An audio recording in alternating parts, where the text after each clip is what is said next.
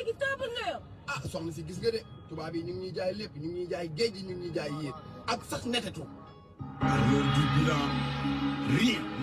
rien à se mettre sous la dent. 7 ans, nous pète son temps qui dit banditisme d'État sans précédent.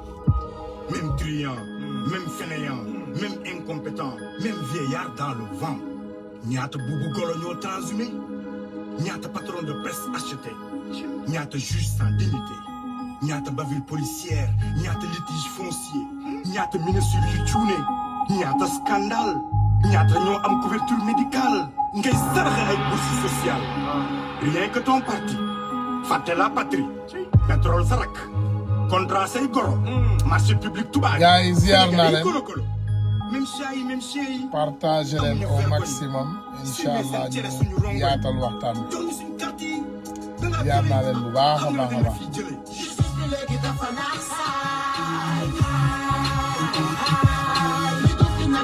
daf ko jaay ñi ànd ak moom ñoo ngi raasaay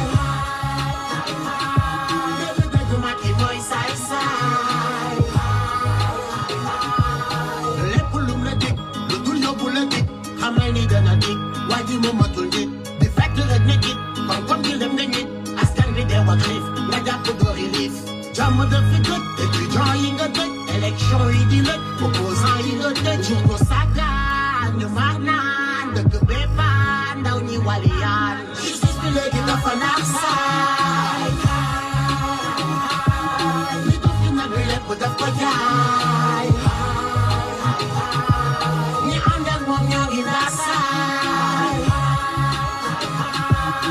dëgg Macky mooy saay saay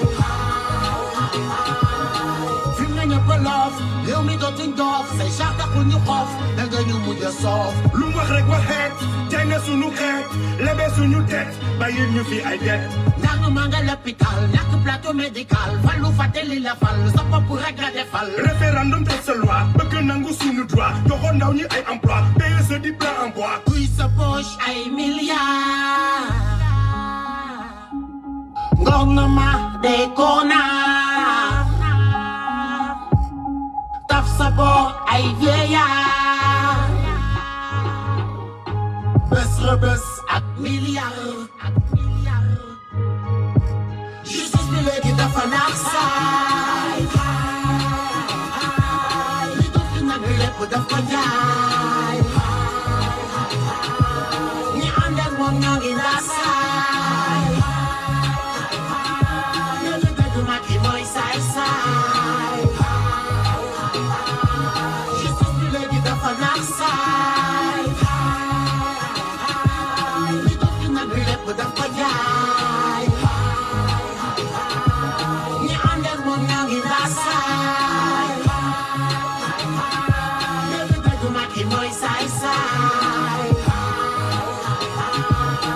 saay saay la saay saay la bu ma nga mag saay saay la bu ma nga saay saay la saay saay la bu ma nga mag saay saay la bu ma nga mag saay saay la bu ma nga mag saay saay la saay saay la saay saay la bu ma nga mag saay saay la bu ma nga mag saay saay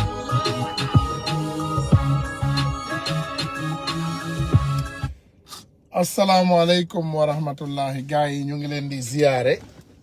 di leen jox seen wàccuwaay ce qui est sûr mooy je pense que maintenant les Sénégalais sont convaincus voilà on est convaincus parce que Kilifeu ak Simon ñu ngi ci biir kaso bi et je pense que bu ñu juumul dañ leen accuser qui sait kan moo xam kan moo mën a teg baaraamam tey ci accusation yu juste yi nga xam ne yooyu la ñu accuser ñaari doomu aadama yooyu kenn xamu ko et ce qui est sûr Assane Diouf est condamné d'1 mois de prison avec sursis d'1 mois avec sursis et ce qui est sûr mooy Guy Marius Sagna mi ngi ci biir kaso bi te ce que je comprends, dans le Sénégal que nous vivons, il sera certainement condamné et il sera empêché de participer aux élections locales qui viennent et il sera empêché d'éveiller les Sénégalais comme il le faisait toujours. Parce que dafa doon doxantu ci biir réew mi am na oto léegi am njëgu essence mën a dugg fu ne di waxtaan ak doomu aadama yi. Donc c'était déjà planifié pour longtemps qu'il sera leur prochain cible et il est ciblé et il est arrêté et il est en ce moment mi ngi camp pénal. Et je pense que il y en a d'autres parmi nous, activistes ou opportunistes, qui se sont vendus. Defe naa ñooñu tamit gis nañu leen ñu ngi ci réseau yi ñu ngi fi ne gàññ. Et il y en a d'autres aussi qui ne comprennent pas ce combat. ñoom it ñu ngi tëb di dal jàpp leen diw autosaisiru leen dugal leen diw prison diw nangam la jàpp leen voilà diw Sonko lii man lale voilà. Donc on voit ce qui se passe dans notre pays. Mais autour de tout ça ñu tuddee ko diversion nañ ko tuddee diversion rek dañuy dañu bëgg a yëkkati ci li nga xam ne moom mooy essentiel bi dañu bëgg a diversion la le mot français diversion dañu bëgg a jële suñu xel yi ci li nga xam ne moom mooy essentiel bi ñu wax looñu loo xam ne ñor na ak ñorul baax na ak baaxul waaye ñoom nañ ko wax. Xam nga tey li gën a yomb mooy nga ñëw ci arrêt train boo xam ne y'a 10 000 personnes 10 000 personnes nit sàcc kalpe doomu aadama benn nit moo sàcc kalpe doomu aadama bi jàpp ko xoj ko ba mu dëgër mu yuuxu au feu terroriste ñëpp tasaaroo. Donc problème mu benn nit boobu ñu jàpp ne ko ciix ak kalpe bi main dans le sac loolu day doon diversion donc ñu ngi ñuy divertir loolu moo ñu dal tey ci Sénégal. Il faut savoir que dañu jaxasoo ak benn mafia bu garaaw. Xam nga doomu sénégalais yi yenn saa yi da ngay wut dara diggante asamaan ak suuf yàlla tegal la ko sa buntu kër te doo xam lim la fa tegal lan la. Est-ce que xam ngeen yàlla lim ñu tegal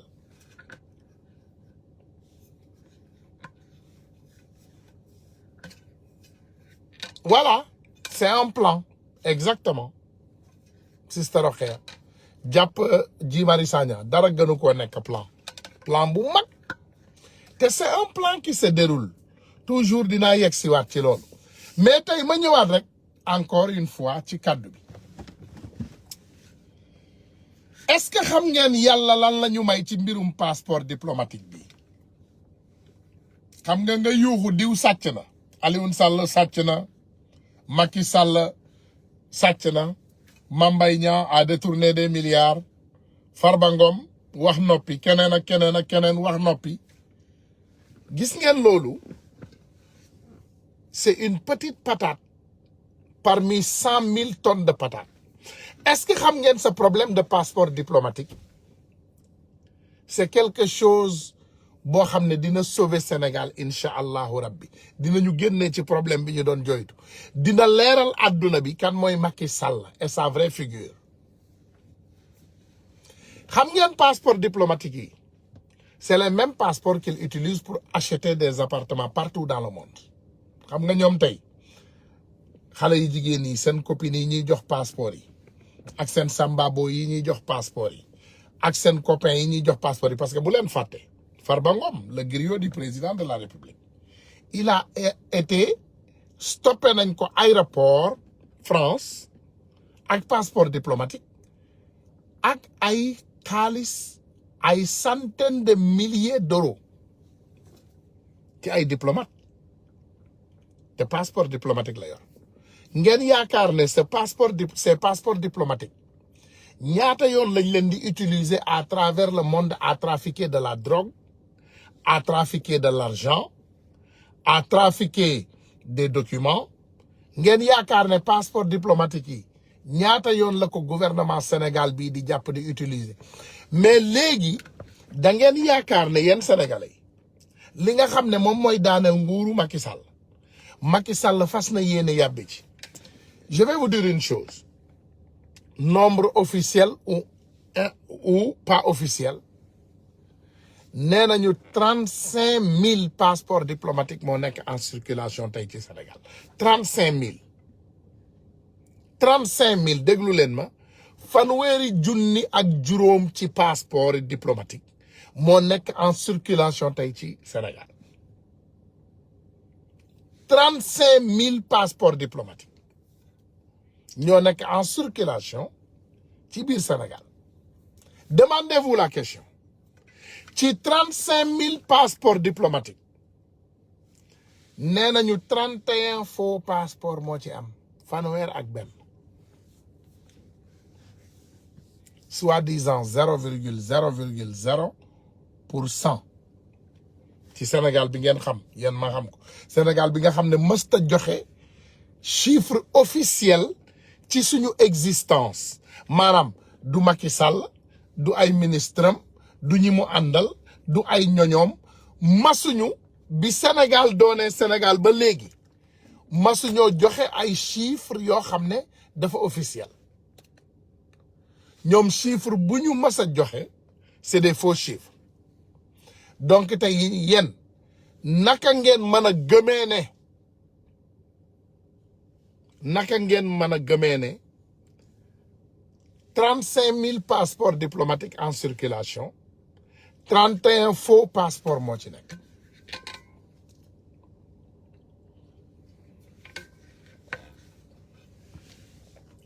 mes frères et sœurs boo leen demee ci yenn famille musiciens yi rek laa la wax musiciens ils sont tous diplômés ñoom ñëpp ay passeport diplomatique la ñu yor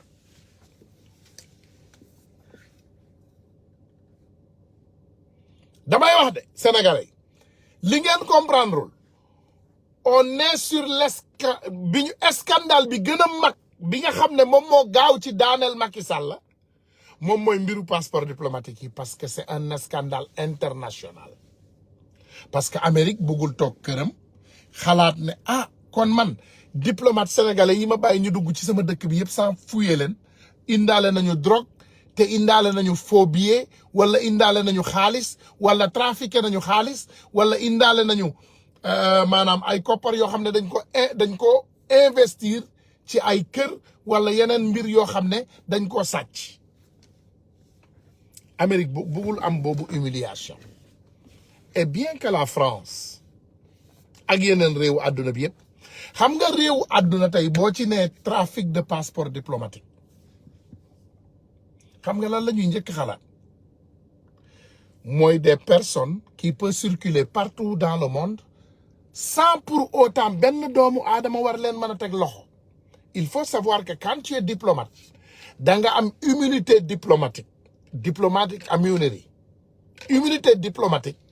moom moo gën a ëpp doole lii immunité parlementaire maanaam un diplomate peut même commettre un crime partout dans le monde sans pour autant bu nekkul flagrant délit rek kenn du ko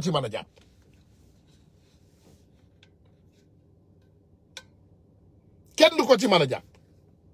donc ñun li ñu toog nii di wax di layam-layame yëpp y'a Macky Sall et sa grande bande de délinquants mafia la mbir mi dafa mel ni tey nga ne la mafia italienne wala nga ne sax cartelu drogue yu mag a mag yi taw Pablo Escobar ak ñoomin seen ñu daan dem di trafiquer ci biir gouvernement bi ñu leen di jox ay passeport diplomatique parce que loolu li muy firndeel li muy def day yombal seeni ay voyage day yombal ñu dem ci yeneen réew yi di fa mën a investir seen alal day yombal ñuy dugg fu ne ci àdduna bi alal bu bon bi ñu yor ñu mën koo def ci ay valise di ko transporter day yombal di yombal yeneen affaire yu mag a mag yoo xam ne mi ngi laqatu ci mbirum passeport diplomatique bi Macky Sall du député bi sàcc passeport diplomatique bi moo ko intéressé wala beneen waa ji nga xam ne moom moo nekkoon intermédiaire diggante député bi ak passeport diplomatique déedéet li ko déranger mooy pour le monde international communauté internationale bi commencé xool passeport diplomatique sénégalaise mooy xaalis bi ñuy sàcc dootul mën a génn trafic bu mag bi ñu bëgg a def dootul mën a génn drogue bi ñuy trafiqué dootuñ ko mën a def te adduna bi dañ leen di ciblé maanaam léegi dañuy nekk des grands délinquants de grand chemin réew moo duggati rek nga yor passeport diplomatique sénégalais yow dañ lay woo scrutinise la donc ki daan trafiqué xaalis bi ki daan voyagé xaalisu Macky Sall bi nu mu koy def ki daan jël ay valise di voyager ak xaalis ki daan jël ay mallette di voyager ki daan def ay prête-nom di dem jëndi ay appartement ci yeneen réew kooku naka lañ koy def c'est là ça se trouve le problème parce que mafia bi ñu yor ñoom mafia bi li koy daaneel passeport diplomatique yi la parce que passeport diplomatique yi dafa mel ni moom moo nekkoon seen transporté cas yu banditisme lépp lu ñu bëgg a def ci ñaawteef ci passeport diplomatique yooyu lañ koy jaarale ba man ci li ma dugal ci nguuta gu ndaw gii ma nekk secrétaire d'état américaine la ñu woo State Department maanaam société sécurité département d'état la ñu woo ñu ne y a un terroriste ici qui menace les diplomates sénégalais il faut nga xam ne ñoom dañuy yor benn doole ci diplomatie maanaam atu la boo yoree tey par exemple benn bureau diplomatique boo xam ne dafa dëggu dëgër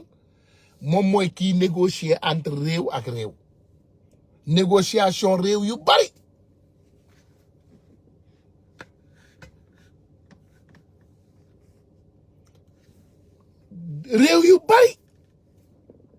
li koy négocier c'est ces diplomates par exemple boo tegee passeport diplomatique ci kaw table rek dafa am beneen maqaama boo xam ne yow am nga ko dafa am yow beneen taxawaay boo xam ne moom lañ lay xoolee toi on te regarde plus comme une personne ordinaire on te regarde comme une personne extraordinaire léegi problème bi leen dal mooy dinañu voyager surtout partout en Afrique mais ci réewu tubaab yi aussi visa jafewu leen te mën nañoo dugalante lu bare parce que boo yoree passeport diplomatique sa jaar yi sa jaarukaay yi sax du doon benn ak ñeneen yow mën ngaa gàddu ay bagages yu bari kenn du la scrutinise mën ngaa indaale ay maletu xaalis kenn du la scrutinise mën ngaa indaale ay valise koppar kenn du la scrutinise mën nga di jëm ci yeneen dëkk di jënd ak jaay comme tu veux li ciy fekk le petit gars qui n'a pas de passeport diplomatique vraiment kenn du ci am problème lii am ba des mooy sénégalais yi nañu concentré wu nañu xam ne ñu ngi ñuy divertir nañu xam ne bis bu na jàpp kenn bàyyi keneen wala dugal keneen fii wala yóbbu keneen justice du loolu mooy combat bi guddi yi ñu toll connaissons notre cible am na ci lu ñu jàpp lu rëy te mënuñu koo sàggane de loolu mbirum passeport diplomatique yi la parce que c'est un scandale international c'est un crime qui touche tous les territoires du monde parce que bépp réew boo xam ne am na agrément diplomatique diggante Sénégal ak réew moomu rek réew moomu il se sent déjà trahi par le trafic du Sénégal donc tey nga jël exemple ci Amérique Russie France tous les puissances mondiales ils se sentent trahis par le Sénégal parce que ce trafic de passeport diplomatique li tax aussi trafic du passeport diplomatique nekk lu garaaw parce que les passeports diplomatiques sont signés par le président de la République mënutee joxe benn excuse xam nga tey mënuloo ne yëguma wala defuma lii parce que boo leen fàttale ko dans le cas ndeysaan sénégalais yi gaaw ñu bàyyi loolu mu dem dans le cas Amadou Diallo le trafiquant de faux médicaments boo leen fàttale ko le cas était très rapide président bi mu ko signalee njëggal mu génn bi nit ñi ñëwee yëkkati kàddu gi rek Macky Sall comme moom rek moo mën a signé njëggal googu te dafa doon scandale dafa gaawantu indi ñetti kàddu la ci teg mooy dañ ma ne signeel rek ma signé dañu ma ne signeel rek ma signé. Imaginez un président de la République boo xam ne dafa bàyyi doomu aadama un criminel de grand chemin il l'a libéré sans dara toppaat ko maanaam daf ko jox njëggal total mu ne moom dañ ko ne mu signé rek mu signé on l'a dit il a gracié la grâce présidentielle la ko daf ko gracier mu signé ñu ne ko waaw monsieur le président ah waa ji nga xam ne il a fait trafiquer ses médicaments wala nangam lan moo xew mu ne dañ ma ne signeel ma signé c'est ce que le président de la République a dit. Donc bu ma comprendre le président de la République Macky Sall bu affaire u passeport yi jaxasoo ba yegg fa mu war a yegg il sortira encore une fois et dire aux Sénégalais dañ ma ne signeel rek ma signé. C'est ce qui est extraordinaire. Donc nous on a un président que son petit frère lui a amené un contrat des milliers de milliards sur le dos des Sénégalais et il l'a fait à l'aide de Aly Ngouille Ndiaye et le président Macky Sall mooy scandale bi ngeen di dégg Macky Sall dañ ko ne signeel rek nee na mu signé. Amadou Wuri Diallo le trafiquant de faux médicaments qui am grâce présidentielle qui ko enjoy moom it dañ ko ne rek signeel mu signé mais xam leen ne ce trafic de passeport diplomatique est le scandale le plus grand de l'histoire de l'Afrique bu mag la de doo leen ma comprendre. Moi je connais déjà un diplomate sénégalais qui détient 2 passeports diplomatiques. Il détient le passeport diplomatique de la Côte d'Ivoire et celle du Sénégal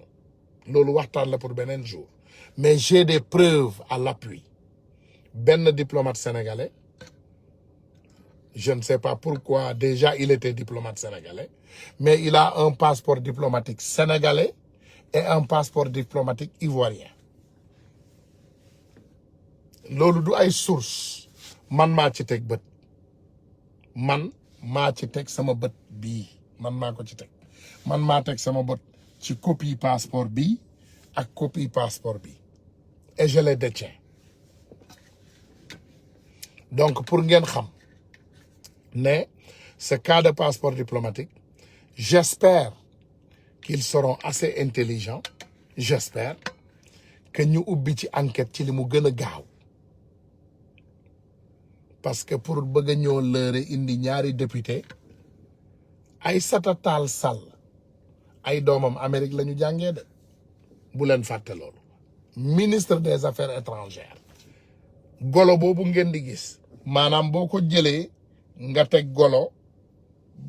yu weex yi yu xees yi nga teg ko da ngay yaakaar ne descendant direct golo bi la Aïssata Tall Sall ay doomam Amérique la ñu jàngee laaj leen ko ci mbiru passeport diplomatique bi ne ko madame la ministre des affaires étrangères dañ lay laaj question lan nga xam ci affaire passeport diplomatique yi qu'est-ce que tu en connais dañ lay laaj rek lan nga xam Aïssata Tall Sall tu es sorti tu t'es lavé les mains et tu t'es lavé la figure nga génn mel ni xamuloo lu xew ci passeport diplomatique yi Aïssata Tall Sall ministre des affaires étrangères du Sénégal lan nga xam ci affaire trafic ou passeport diplomatique au Sénégal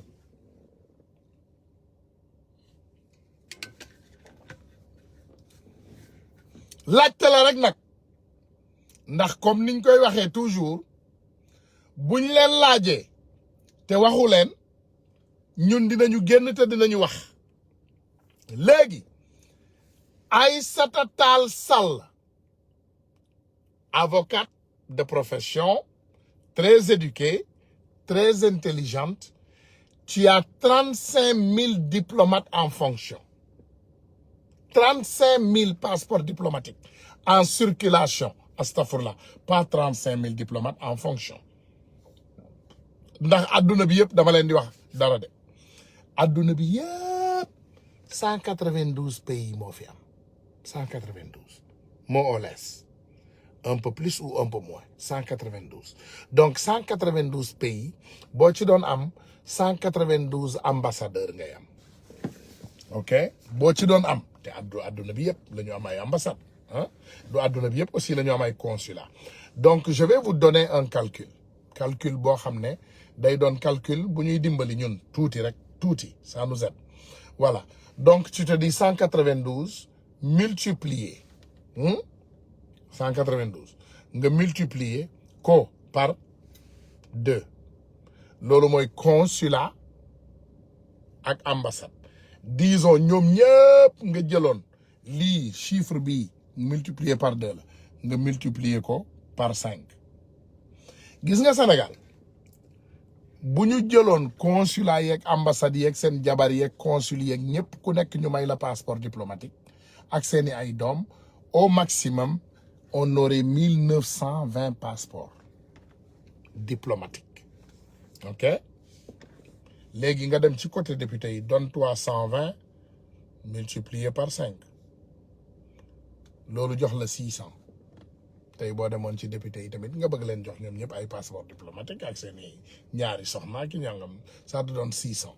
donc 600 plus 1900 plus 1900 600 plus 1900 2500 2500 nga fay am 2500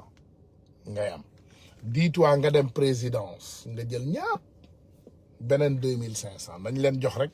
nañu jox ak seen tappale yeeg seen njuuj njaajeeg yooyu yëpp nañ leen dollil beneen 2500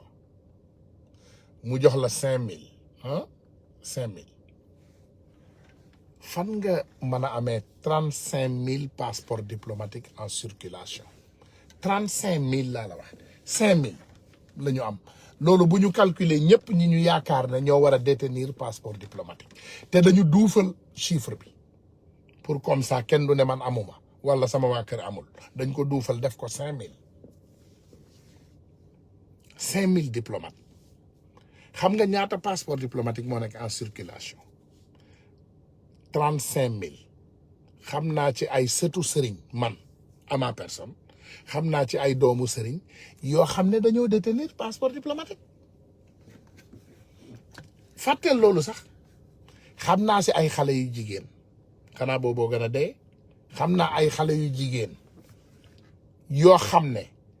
ay booyu Macky Sall waxuma la attends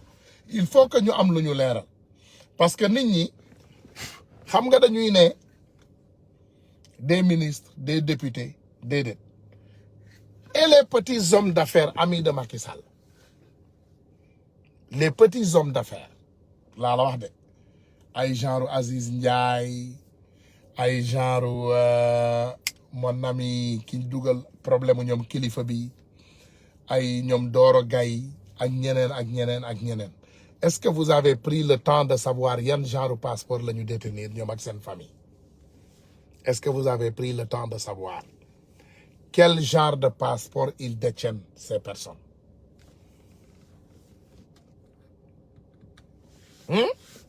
est-ce que jël ngeen seen temps waxuma la je ne te parle même pas des employés de Macky Sall maintenant on est les boys de Macky Sall les boys les jeunes qui sont entourés les entourages de Aly Ngouille Ndiaye les entourages de ñii ñële donc demandez-vous la question les jeunes autour de Macky Sall laaj leen question bi demandez la question ne leen ma xool seen passeport parce que c'est ces jeunes-là qui sont les grands trafiquants ñooñu ñooy trafiquer lépp luy alal ñooñu ñooy setal katu seen alal yi c'est les laveurs d'argent pour ces personnes.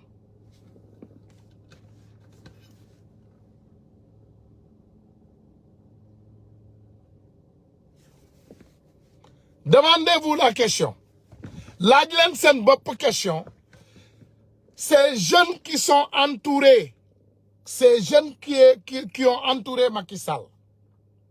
laaj leen ay question. Demandez des questions. Xam nga Sénégal Moustapha Cissé Lo mas na leen ko wax nee na leen boo leen xamee ñii li ñu nekkee ci assemblée nationale bi yëpp da ngeen di jël ay yar ngeen chercher leen de l'assemblée nationale. Sénégal yaakaar naa foofu la war a toll guddi yi ñu nekk. Dama gis ay suñu ay copains yuy créer ay mouvement nee nañu dañuy wane li Macky Sall def ci biir dëkk bi. Et je pense que ça ce n'est même pas un débat parce que président de la République bu nekkee ci biir dëkk ñu jox ko alal pour mu liggéey mu war a def ay mbir ci biir dëkk. Je pense que bu ko defee rek sénégalais yi gis ko loolu jarta wone boo demee ba war a jiix pour gis dafa sori lu ne fàng kenn du ko jiix loolu waxu wolof la lu ne fàngaaral kenn du ko jiix jarul ngay ubbi sa bët jarul ñu ubbi suñuy bët pour xool ndax Sénégal lam dëkk. Les hôpitaux sont là-bas suñu ay mbokk ñoo fay faju l'école yaa nga fa suñu ay doom ñoo fay jàngi tali yaa nga fa ñun ñoo fay dawal ak suñu ay mbokk ñoo fay dawal et je pense que lu ne fàngaaral kenn du ko jiix loolu waxu wolof la n'est-ce pas lu ne fàng nga koy xool noo koy jiixe booy jiix kay da ngay jiix di wut loo gisul waaye lu ne fàng nga koy xool doo giix doo ko jiix. Il faut savoir que on est face à un grand problème mbiru passeport diplomatique bi moom mooy li sos mafia Macky Sall lii tàmbali na depuis l'année 2000 lii moo sos mafia wu Macky Sall lépp luy trafic lépp luy banditisme d'État lépp luy jënd kër bitim réew lépp luy détourner ay milliards lépp mi ngi lalu ci passeport diplomatique yi parce que passeport diplomatique moo lay permettre nga tukki fépp ci àdduna bi saa nga am benn daan wala benn laaj yu metti yoo xam ne dañ la koy teg ci sa kaw bopp loolu passeport diplomatique rek moo ko mën a am moo am maqaama boobu moo am daraja boobu. Donc encore une fois on va venir et vous dire encore une fois que ce mafia de passeport diplomatique et tout ce qui est entouré de ce mafia de passeport diplomatique et le seul responsable de tout est Macky Sall. The buck stops with Macky Sall. Macky Sall mooy lépp. Beaucoup de passeports diplomatiques ont été délivrés. Beaucoup. Li ñu délivré ci passeport diplomatique ci Sénégal kenn xamul lim bi. ñoom ñi koy def sax xamatuñu lim bi ils ont perdu le calcul. Ils ont pété les plombs. Perte nañu calcul bu yàgg xamatuñu ñaata passeport diplomatique lañ jël jox ko ay nit. xamuñu ko boo leen ko laajoon mënuñu leen ko répéter laaj leen ko il faut le demander ne leen ñaata passeport diplomatique moo nekk tey en circulation ci Sénégal amul kenn koo xam ne ci ñoom mën na la ko wax le chiffre ce nombre 35 000 dafa rëcc et c'est même pas officiel mais on te dit il y a 35 000 passeports diplomatiques en circulation mais ñu bëgg laa gëmloo ne il y a que 31 fraudes de passeports diplomatiques qui se passent au Sénégal loolu mënta nekk 35 000 passeports diplomatiques moo nekk en circulation Condé nee na moom il est prêt à parler tout waxuma la Alpha Condé de le Condé qui est arrêté sur l'affaire des passeports diplomatiques il est prêt à tout divulguer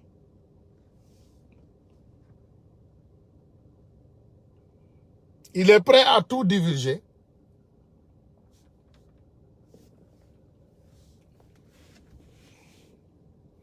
Voilà. Et les journalistes, exactement. Il y a beaucoup de journalistes. Journalistes yi dama bëgg ngeen jël seen temps ngeen dem Seneweb bi dem fëggi buntu bi tàmbale ko ci kilifa ga wàcc ci suuf ngeen xam yan passeport diplomatique lañu détenir ngeen dem leeral lëndëmal.net lëndëmal askan wi ngeen fëgg fa ngeen xool ñaata nit ñoo détenir passeport diplomatique dem leen ngeen xool lëndëmal xool ñaata nit ñoo fa détenir passeport diplomatique sama gars yi ce sujet de passeport diplomatique dafa jéggi dayoo dafa jéggi suñu xam-xam dafa jéggi suñu connaissance et je pense que le monde doit le savoir gis nga affaire jàpp nañu Guy Marius Sagna jàpp nañu diw who's next mooy wax ji qui est le suivant kan mooy topp ci Guy Marius Sagna mooy wax ji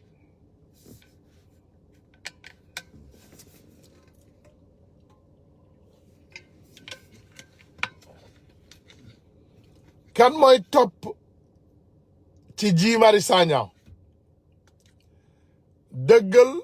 jubal leeral des journalistes et leurs femmes exact Sénégal bëgg nañu Sénégal set aussi ku mel ni suñu sœur bu bari xam-xam boobu Maïmouna Ndour ak ñoom Cheikh Yérim ak ñoomin seen ngeen jël seen temps rek palpe leen di ngeen fekk seen entourage bi lëndëm kirip Birima Ndiaye dinaa leen indil et ça c'est des informations réelles xam nga ñu leen nit bëgg ko bañ ko waxtaan leen juboo leen dinaa leen jox Birima Ndiaye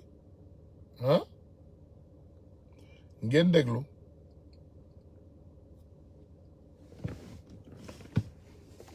Birima Ndiaye dama bëgg ngeen déglu ci moom ngeen dem laaj ko ay information ngeen laaj Birima diplomate ban réew la Birima lu dul génn nee na waxal Macky Sall ñaari kaalaa leen fii woon dama bëgg ma won leen kaa bi ngeen déglul ko seen bopp après ñu delluwaat ci Birima ok quoi ça mi holla on ɗo ɗe balɗe mi nelano ɗum ko hoɗum won ɗum les journalistes ça c'est quoi ça je le dis et je ne vais pas li passeport diplomate la keroog lañ ma ko may ci 3 jours je suis allé un dimanche le lundi je suis allé au ministère des affaires étrangères on m'a pris les empreintes et tout ça a été envoyé au niveau de la présidence lundi mardi mercredi le passeport est sorti comme passeport diplomate kono wona ñoo xam lu tax ñu jox ma passeport waaye man dew ma fenn man Abdoulaye Wade Karim Wade ñoo ma ñor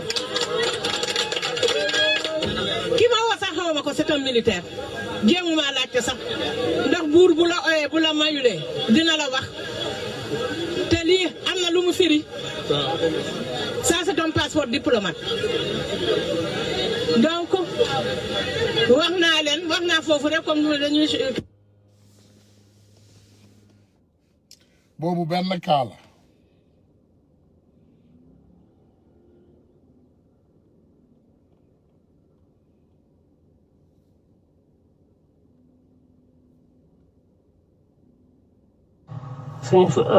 sëñ Fall ñu ngi lay nuyu bu baax a baax wallahi moom la yore carte Platinum il a fait le tour du monde ak Air France il a la carte Platinum Birima Ndiaye voyage plus que Macky Sall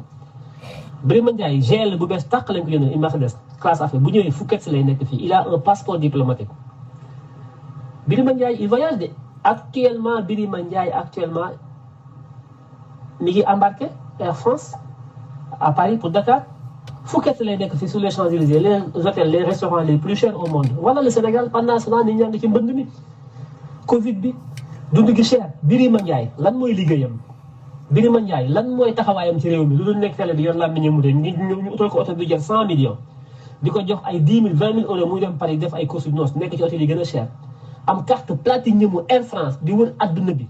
carte boo xam ne ñi dàq tukki ci àdduna bi ñoo ko am na ay stars yoo xam ne amuñu carte platinium Birima Ndiaye am na carte platinium ñu jox ko passeport diplomatique am muy dem fu ko neex ci àdduna bi parce que lan day toog ci télé bi di défendre Macky Sall voilà le Sénégal. Je comprends pourquoi en Guinée ñu jël ay armes wàccee Alpha Condé fekk ci coffre am 30 millions d'euros je comprends pourquoi les Guinéens l'ont fait mais le pire est au Sénégal avec Macky Sall des spécimens comme Birima Ndiaye ñooy voyager à travers le monde di passer àll réew mi xëyuñu fenn gontuñu fenn yor ay passeport diplomatique am carte platinium Air France carte platinium Air France c'est une carte boo xam ne chef d'entreprise. Je pense que ku xamul dara ci Sénégal war nga comprendre ne on est en face un régime très dangereux un régime qui va vraiment nous conduire dans la merde bu ñu jógul ñu jàkkaarloo ak ñoom dans les délais les plus rapides parce que kat gars yi c'est pas pour rien du tout ngeen gis les porteurs de voix sont directement attaqués parce que réewum Sénégal bu du loon tey porteur de voix yi bu du loon tey siiwalu katu xibaar yi mbirum passeport diplomatique bi du doon sax waxtaan bu sori maanaam du doon sax waxtaan boo xam ne fukki nit dinañ ko dégg fukki nopp sax duñ ko dégg bu boobaa fukki nit duñ ko dégg mbirum passeport diplomatique bii bu nekkuloon lii nga xam ne moom mooy ay réseaux sociaux tey fukki nit duñ ko dégg ci Sénégal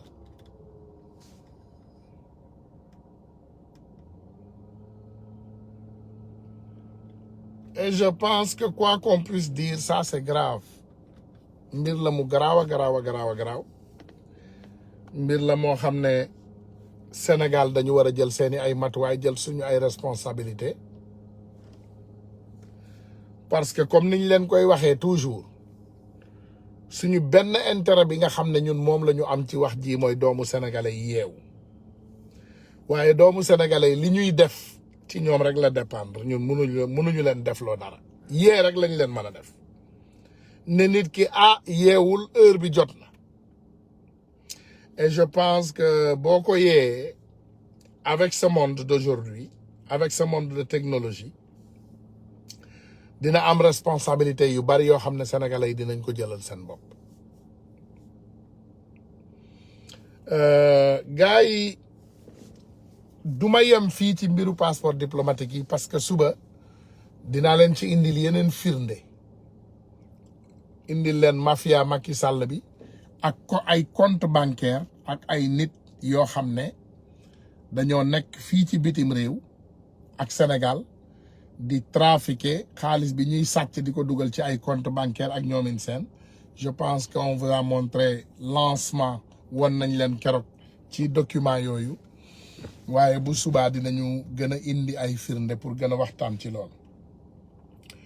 mënuñoo dem nag bu ñu nekkee ci waxtaan ba du ñu ñëw ci benn passage bu ndaw parce que dañu ne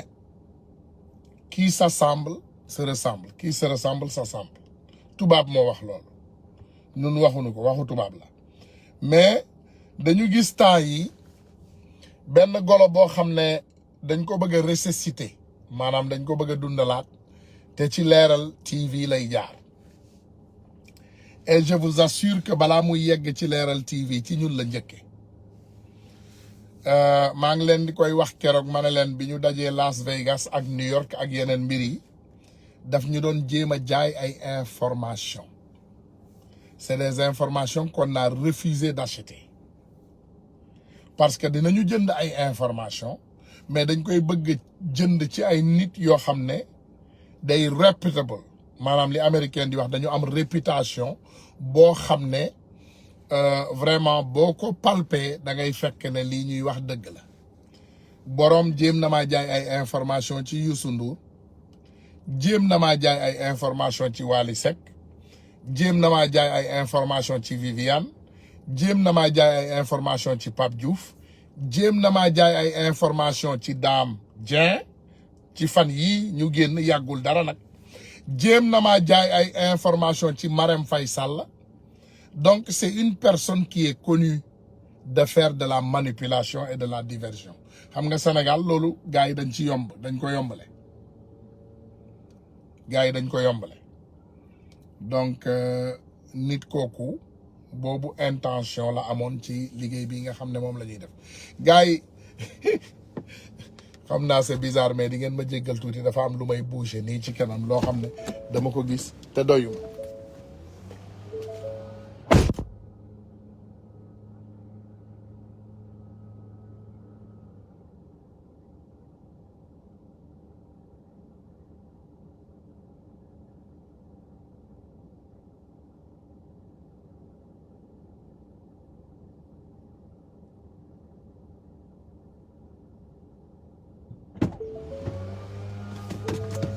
voilà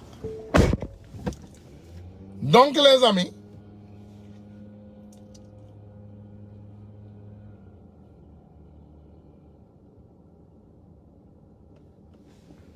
voilà donc maa ngi ñëw ci vidéo bu gàtt bii rek vidéo bi dafa am loo xam ne daf koy firndeel daf koy dëggal loo xam ne ñun dañ leen ko fi waxoon xam nga amoon na fi ay temps boo leen ko déggee ci suñu ay waxtaan ñu ne leen Dame Dieng mu leeral dafa recruter ay jeunes def leen ci benn appartement jox leen ay ordinateur pour ñuy créer ay faux compte di attaquer ay doomu aadama yi bokk na ci muy seen cible bi gën a mag muy président Ousmane Sonko ba defe naa boo leen juumul aussi toujours ñu fàttali leen ko ne leen on protégera le président Ousmane Sonko avec notre vie dinañu protéger président Ousmane Sonko à tout prix voilà mu ne j'ai même vu un Nigérien avec nos passeports j'ai même la preuve avec moi ici voilà yow après yow xam nga suñu inbox mën nga leen yónnee voilà donc Dame Dieng mu leeral waayam si nga xam ne moom mooy génnee information mi di ñu ko indil di ko yóbbul ñeneen aussi tey jéem na cee sax tudd ndeysaan ay ñoom Hannibal ak ñoom Issa Diène parce que ce qu'ils ne comprennent pas mooy les patriotes laa wax dañu yor benn cerclage benn encercle bu solide maanaam da ngeen di gis sax dem ba ci biir gis jékki-jékki rek gis benn nit bu génn ne man bàyyi naa maanaam les tricheurs benn tricheur bu génn man bàyyi naa Ousmane Sonko nangam mais du am dara loo xam ne daf koy mën a divulguer comme information personnelle parce que tout ce qui se passe au Pastef c'est transparent maanaam Ousmane Sonko ak ñi ko wër yëpp li koy àndal c'est transparent ba pare nag borom ba léegi mu génn souhaité jabaru Ousmane Sonko Anna joyeux anniversaire mel ni que loolu ni ma ko mën a waxee information la loolu du information ça ce n'est pas de l'information parce que loolu adduna bi yëpp xam nañ ko nous on connaît ça déjà donc du loo xam ne vraiment information bu extraordinaire la pour wane rek nekk ba léegi moom xam na ki nga xam ne day wax ak moom am na lu gën a yomb la kilifa yu mag yi di wax nee nañu boo amee accusation nga koy indi ci nit indil ay preuves nga teg ko sur place amène des preuves et mets ces preuves sur place pour nit ñi gis da ngay indi firnde yi rek nga daal di ko teg ne man lii laa wax lii laa accuser nit kii lii mooy preuve yi léegi dama leen di jox lu gàtt ci vidéo bi li mu confirmer ci li ñuy wax déglu leen. ñun infiltrés yi ñooy dugg ci ay page Facebook am avec plusieurs noms ñett yi laa leen génneel de mais on a plus de 500 comptes faux comptes page Facebook yoo xamante ni infiltré nañu seen secteur boobu yëpp surtout les Sonko boy ñoom Hannibal li may wax xam ngeen ko Fatmata Danso li may wax xam ngeen ko Issa Diène li may wax xam ngeen ko damay waxtaan ak yow guddeeg bëccëg di la teg ci ay piste nga foog ne yaa ngi ci yoon nekkoo ci dara man maa lay teg ci ay fausse piste ngeen taxaw ci télé bi di mbelelele foog ni li ngeen. voilà yéen a dégg li ma wax mu ne ñoom dañu am 500 faux comptes donc ce que nous disons ci yëre Ousmane Sonko yooyu ay nit di sol di def photo Ousmane Sonko def ay faux compte di infiltrer nit ñi di leen saaga di saaga Ousmane Sonko di saaga suñu sëriñ si ne xale Ousmane Sonko yi ñoo leen di saaga donc dégg ngeen sawaay encore une fois mu confirmer ko dama koy teg ngeen dégg ndax wax dégg-dégg la laaj man xam ngeen gis ngeen man ñemeetul tudd sama tur daw na tur lu tudd Ousmane Tounkara parce que moi j'apporte des preuves à l'appui man maa fi génnoon ma ne leen Dame Dieng dafa créer manufacture ay doomu aadama créer appartement créer ay faux compte génn ñuy vraiment saaga nit ñi toujours léegi dama bëgg ngeen déggal ko seen bopp il l'a confirmé moom daf ko confirmé te yàgg na ma ko wax nag wax dëgg yàlla comme li mu leen di wax parce que yàgg na maa ne Tounkara soo bëggee yàq Dame Dieng ci man ngay jaar moi j'ai les informations je détiens les informations qu'il faut ndax man dama nekk ci seeni ay groupe di am seeni ay meeting di wax ak Dame Dieng te xam naa ay mbir te Dame Dieng xam na li may wax ndax am na ay mbir yu ma génne ci Dame Dieng ba léegi Dame Dieng xamul loolu fan la fuité jóge mais sa waaya ngoogu daam léegi déglu leen xam nga li ñuy wax ñu ne nit waxkat di nga wax ba lamb sa taat ne du moom moo dal suñu waaj yi léegi déglu leen ko ñun infiltré Sonko Boys ci ay page Facebook am avec plusieurs noms ñett yi laa leen génneel mais on a plus de 500 comptes faux comptes page Facebook yoo xamante ni infiltré nañu seen secteur boobu yëpp surtout les Sonko Boys ñoom Hannibal li may wax xam ngeen ko Fatmata Danso li may wax xam ngeen ko Issa Diène li may wax xam ngeen ko damay waxtaan ak yow guddeeg bëccëg dina teg ci ay piste nga foog ne yaa ngi ci yoon nekkoo ci dara man maa lay teg ci ay fausse piste ngeen taxaw ci télé bi di mbelelele foog ni li ngeen donc déglu ngeen ko encore seen bopp donc il a avoué que ñoom ils ont créé 500 faux comptes man Sénégal yéen de saa yi dama xamul li de dëmb day jëfur de booy li ñuy wax ba pare indi na Sonko Boys moom xam naa ci suñu 12 ans ba la ko jëlee waxoon naa leen copain am la waxuma leen ko woon waxuma leen woon moom ak ndaw soosu ay xarit la ñu intime kan ngeen déggoon muy wax Sonko Boys kan moo fi daan wax Sonko Boys kan moo fi daan indi le mot Sonko Boys c'est né où kan moom tey Sonko Boys bu doon am li nga xam ne day doon nañu ne Sonko Boys bu doon am droit d'auteur kan moom droit d'auteur Sonko Boys et je pense que ñun ñëpp xam nañu kan moom droit d'auteur Sonko Boys Fatou Diallo day dulkat bu mag la mais am na foo xam ne wax na leen fa dëgg parce que loolu man génnoon naa dëggal leen ko xam nga dulkat di nga dul ba wax dëgg yenn saay mu génnee ay dëgg te li mu leen génneel